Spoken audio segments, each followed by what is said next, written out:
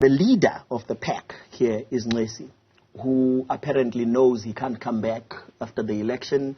He's desperate to do a number of things. One, he's trying to have a heist of the department, hence the abusing the DG. All right, just a quick point of clarity. You're saying that Minister Thulas Nxesi is among the people that are allegedly involved in this 500 million rand bribe solicitation. No. He's leading that process because he knows he's not coming back. Apparently, the only reason, and he knows that he's there now, is because President Ramaphosa, who's embarrassed, I'm told, and disgusted by his behavior on this matter and others, and the fact that he's failed to create jobs, as he's been called a minister of unemployment by the youth.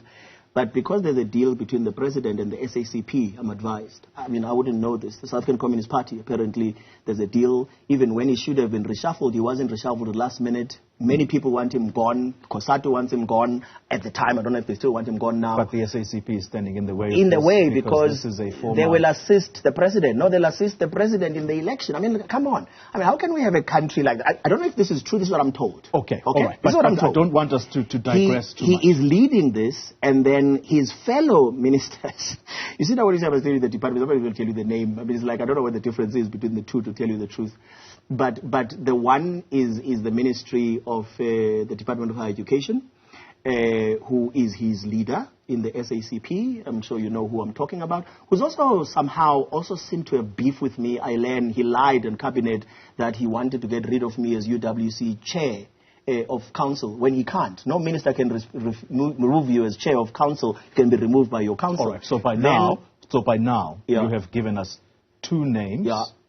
One you are explicit about, Thulas Nxesi, and the other, you won't mention his name, but we know that he runs the Department of Higher Education and Training. He does.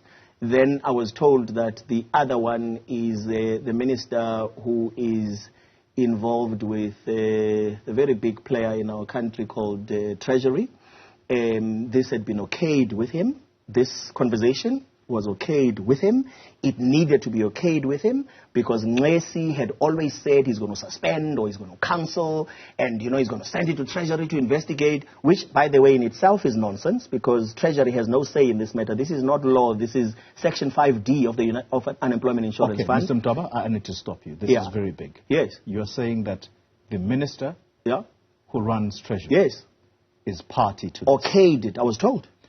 Why do you believe these people that indeed they are sent by these ministers? You know, the only reason I'm not mentioning these people's names, the other ones, is because there's some part of me that is alive to the realities of this country. You know, Chief Justice Zondo 54 weeks ago told us about corruption in this country and nothing's been done, right?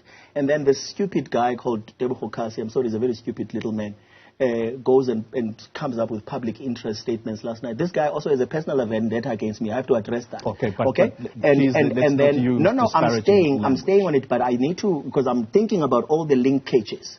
So I then get told that to proceed with the conversation, he is a very important minister to check with, and that all of them know there's nothing wrong with my project.